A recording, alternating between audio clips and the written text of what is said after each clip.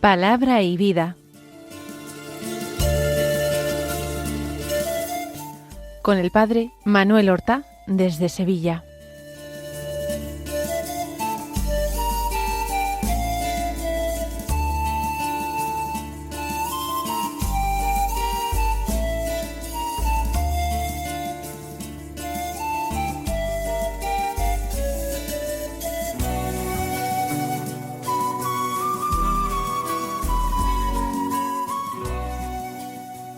En el nombre del Padre, y del Hijo, y del Espíritu Santo. Amén. Alabados sean Jesús y María. Muy buenos días, queridos amigos, oyentes de Radio María y seguidores del programa Palabra y Vida. Hoy es el viernes de la 28ª semana del tiempo ordinario.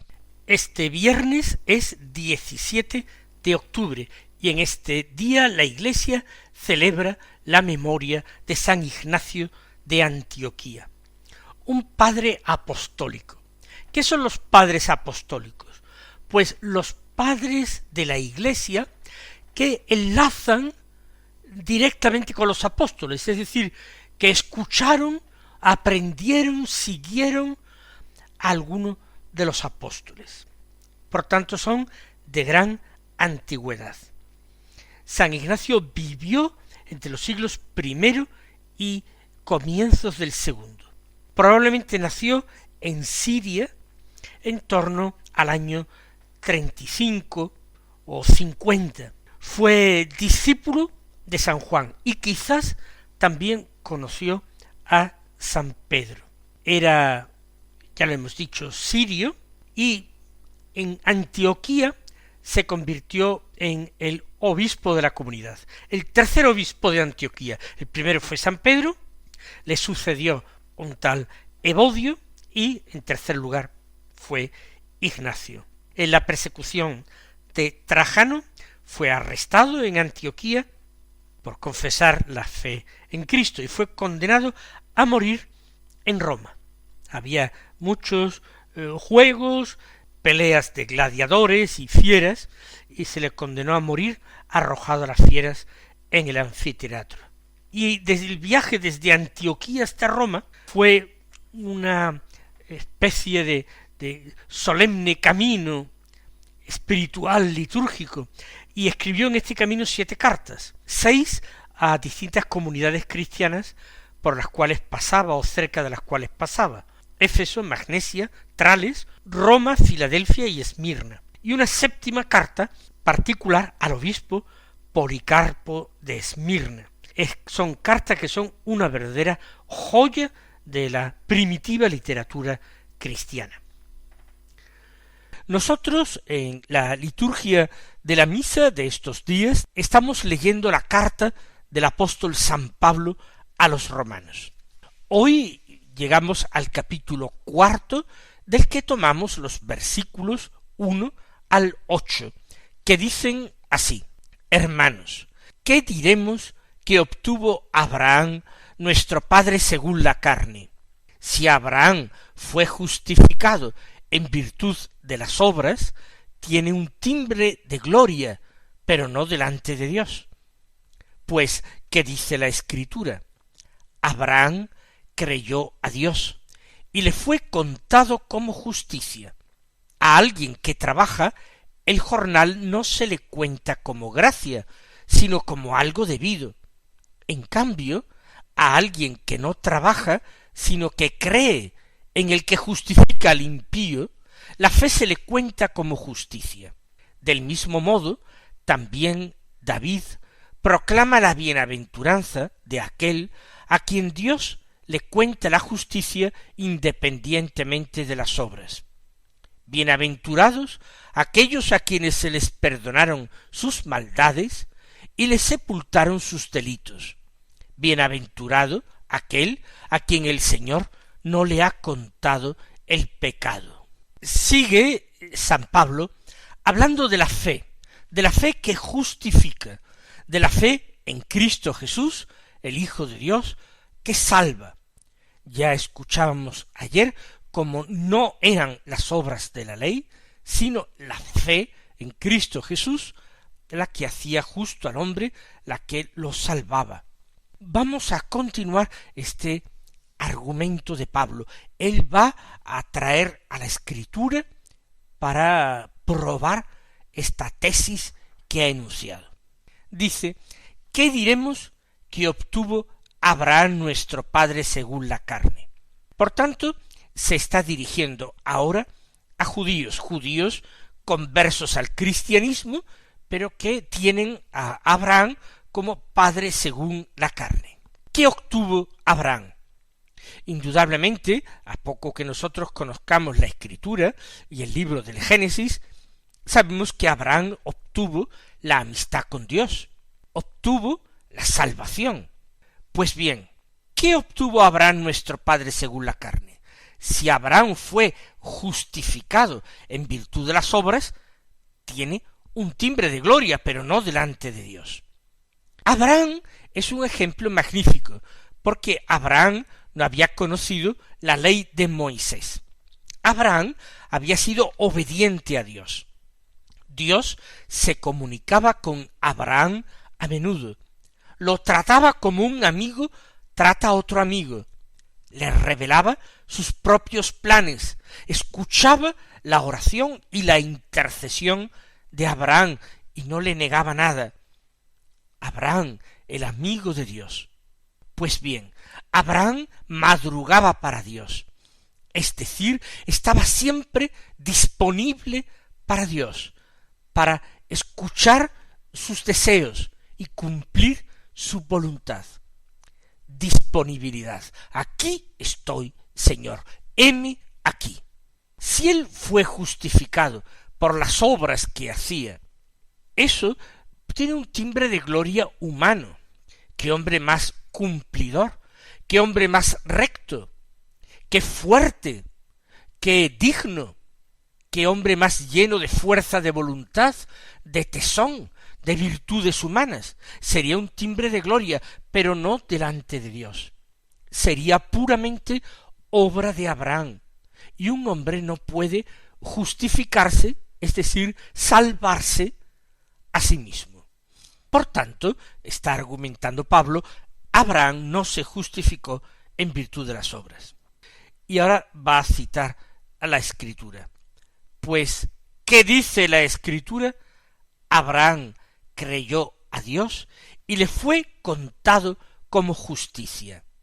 ¿Quién dice esto de que Abraham creyó y le fue contado como justicia? Justicia como justificación en el sentido que nosotros dábamos en el programa de ayer, como salvación. ¿Quién lo dice? Lo dice el libro del Génesis. En el capítulo 15 se dice que Abraham creyó al Señor y se le contó como justicia, como salvación.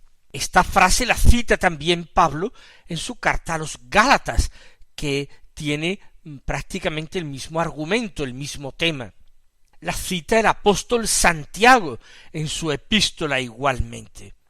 Creyó a Dios. En esto hace radicar la Escritura, que es palabra de Dios, la salvación de Dios, la manera en que Abraham agradó a Dios, en que creyó a Dios. Eso le fue contado como justicia, como salvación. Y ahora argumenta desde el punto de vista del sentido común. Hace un razonamiento. A alguien que trabaja, el jornal no se le cuenta como gracia. Es decir, para una persona que está trabajando, contratada, trabaja para otro, el jornal no es un premio, no es un regalo, no es un don. No se le cuenta como gracia, dice él. Es algo estrictamente debido. Es un derecho del que ha trabajado, así como su obligación es prestar lo mejor que él pueda y sepa el trabajo a que se ha comprometido. Por tanto, al que trabaja el jornal no se le cuenta como gracia, no es un regalo, sino se le cuenta como algo debido, ya lo hemos dicho, en estricta justicia. En cambio, dice, a alguien que no trabaja, sino que cree en el que justifica al impío, la fe se le cuenta como justicia. Alguien que no trabaja, sino que cree en el que justifica al impío. ¿Quién es el que justifica al impío? Dios, solamente Dios puede otorgar la salvación al impío. Solo Dios puede perdonarle sus pecados. Solamente Él puede rehabilitarlo. Porque Dios cree que todo hombre puede llegar a convertirse y a arrepentirse y rehacer de esta manera su vida. El que justifica al impío, si alguien cree en él, aunque no trabaje, la fe se le cuenta como justicia. Pues bien, concluye, del mismo modo, también David proclama la bienaventuranza de aquel a quien Dios le cuenta la justicia independientemente de las obras. Pablo busca afanosamente en la Escritura la justificación de lo que está enseñando, para que los judíos que le escuchen, aunque sean judíos conversos al cristianismo, no se inquieten, no piensen que son doctrinas novedosas o extrañas doctrinas de Pablo, sino que vean la solidez de la enseñanza del Pablo, que está totalmente anclada esta enseñanza en la Escritura. David proclama la bienaventuranza de aquel a quien Dios le cuenta la justicia, independientemente de las obras. ¿Por qué dice David? Porque lo que va a hacer Pablo es citar a un salmo, el Salmo 32, y se entendían que todos los salmos, o la mayoría de ellos, estaban escritos por David. Por eso dice también David proclama una bienaventuranza. Aquel a quien Dios le cuenta la justicia, le otorga la salvación independientemente de las obras. ¿Qué dice este Salmo 32? Bienaventurados aquellos a quienes se les perdonaron sus maldades y les sepultaron sus delitos. Bienaventurado aquel a quien el Señor no le ha contado el pecado.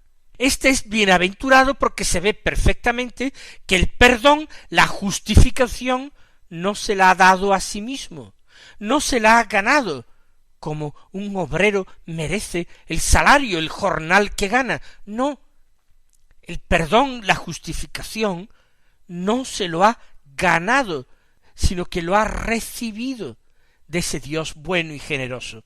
Eso sí, Dios se lo ofrecía y él ha querido aceptar ese regalo de la justificación.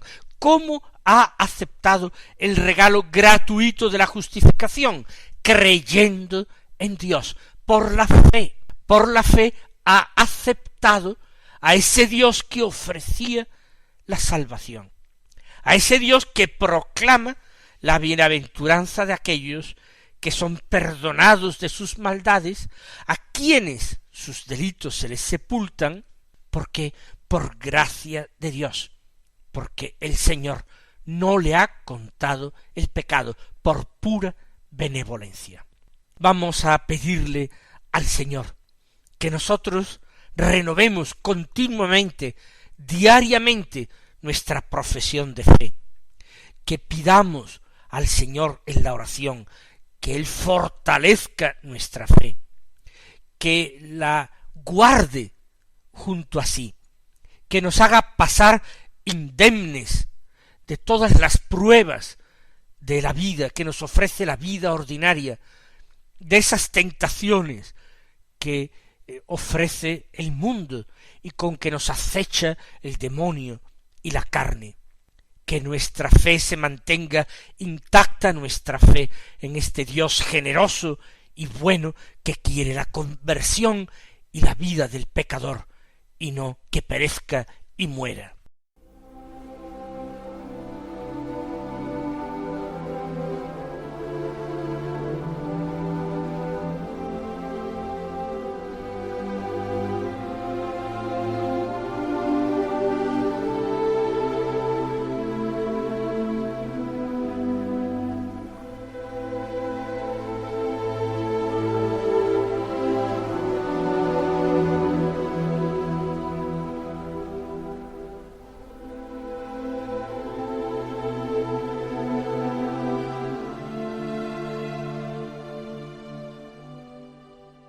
Escuchemos ahora el Santo Evangelio de la Misa.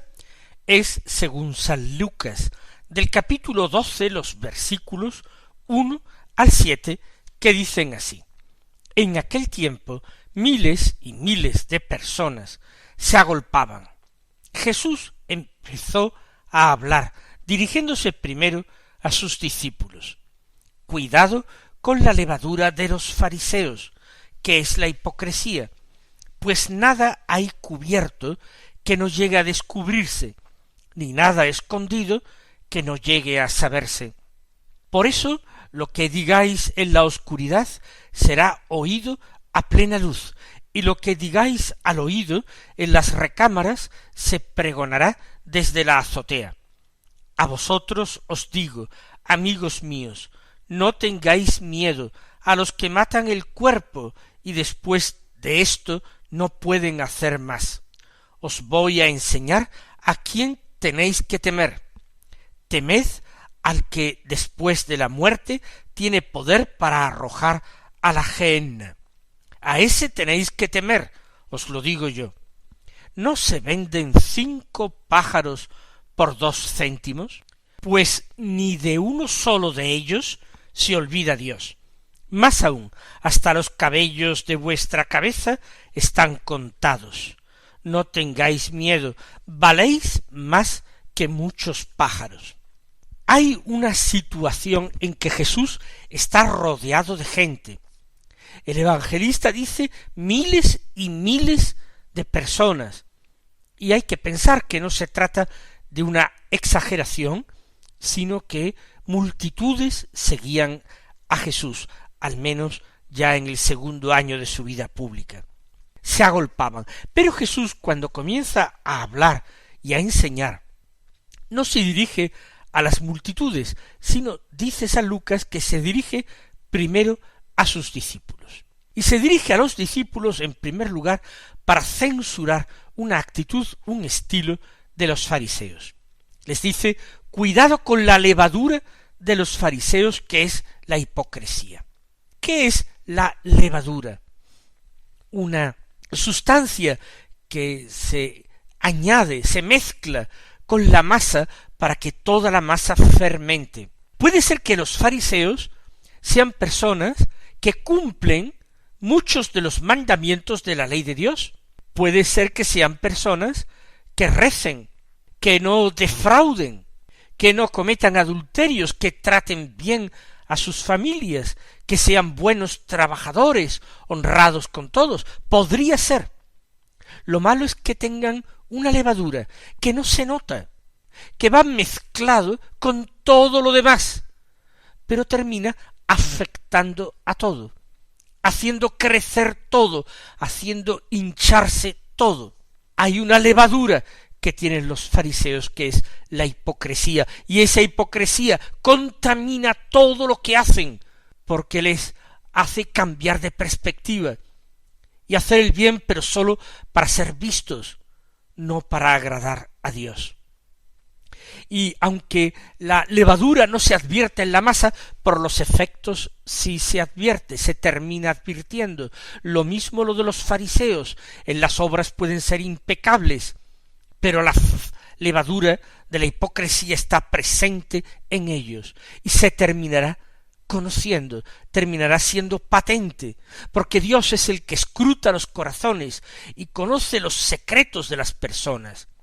Recuerden el Salmo, Señor, tú me sondeas y me conoces.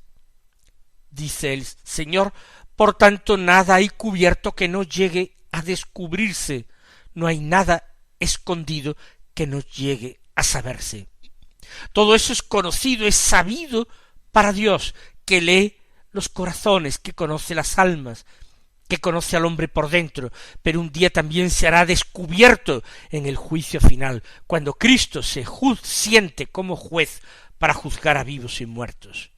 Por eso, añade el Señor en su enseñanza, lo que digáis en la oscuridad será oído a plena luz, lo que digáis al oído en las recámaras se pregonará desde la azotea. Que no nos hagamos la ilusión de que nuestras fechorías, de que nuestras maldades, o simplemente de que nuestras segundas intenciones, nuestras intenciones ocultas, menos limpias, van a permanecer para siempre desconocidas para los hombres. Será todo conocido el día en que el Señor se siente para juzgar. Y ahora continúa enseñando el Señor.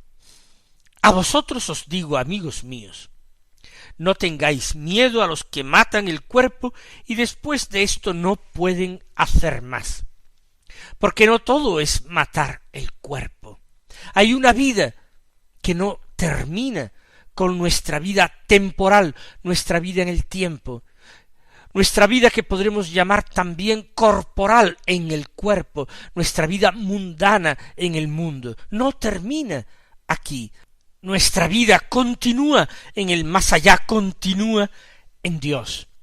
Por tanto, a los hombres no hay que temerles, ni a los tiranos ni a los malvados, pero al justo juez que un día juzgará nuestras obras, y no sólo nuestras obras, sino nuestras palabras y hasta nuestros pensamientos, nuestras intenciones. A ese hay que temer, porque tiene la posibilidad de sentenciarnos a un castigo que es eterno. El castigo eterno, nosotros lo llamamos el infierno, que está simbolizado en la Gehenna. La Gehenna era un quemadero de basuras, un vertedero de basuras donde las basuras se quemaban al lado de Jerusalén, desprendiendo humos y desprendiendo un olor infecto. Era algo tan desagradable, con presencia de fuego, que era comparado en la Escritura al infierno. Temed al que después de la muerte tiene poder para arrojar a la Gehenna. A ese tenéis que temer, os lo digo yo. Es que entonces debemos tener miedo a Dios. El último versículo que hemos leído dice lo contrario. No tengáis miedo, vosotros valéis mucho más que muchos pájaros. ¿En qué quedamos? ¿Hemos de tener miedo a Dios o no hemos de tenerle miedo? No, Jesús nos dice repetidas veces, no temáis. En el mismo Evangelio de hoy, como conclusión, no tengáis miedo, porque nosotros valemos mucho más que los pajarillos del cielo. Pero hemos de temer al justo juez, porque hemos de tomarnos en serio nuestra vida y la realidad de la posibilidad de un castigo eterno, de una Gehenna que es infinitamente mucho más espantosa que la Gehenna que un día existió junto a la ciudad de Jerusalén. El Señor pone otra comparación. ¿No se venden 5 pájaros por 2 céntimos? Mucha gente cazaba pajarillos para luego venderlos en el mercado por un valor ínfimo. Eran pobres, personas que tenían que buscarse la vida. Sin embargo, esos pajarillos que caen en las trampas de los hombres no han sido olvidados por Dios, ni de uno solo de ellos Dios se olvida. Dios lo prevé todo, lo permite todo. Hasta los cabellos de vuestra cabeza están contados. Confiemos y no temamos. Que el Señor os colme de bendiciones y hasta mañana si Dios quiere.